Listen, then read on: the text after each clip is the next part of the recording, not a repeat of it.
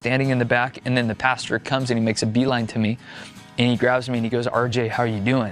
And I was like, oh, it's going good. I'm totally lying. I'm all firefighting's going good, everything, you know? And he's all, how you doing?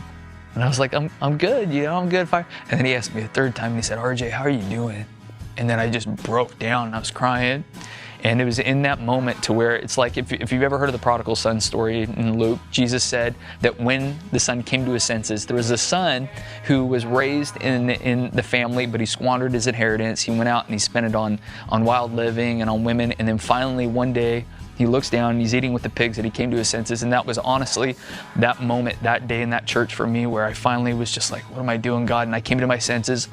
And the thing that rocks me the most about this moment, and I tell people this all the time, is that when I walked up to that altar, I was like expecting God to like spank me. I was expecting my father to have like a lightning bolt, right? And be like, RJ, you idiot, like you knew better. It's one thing for unbelievers to be out there and then come to the Lord. It's a whole nother thing. I felt like personally when I was in it, to where I spit on Jesus. I ran from him. I knew better. I was raised in church. I went to a Christian high school. Like, God, how can you forgive me? You know? And then I remember that in that moment when the pastor was praying for me, all I felt was no punishment, no anger.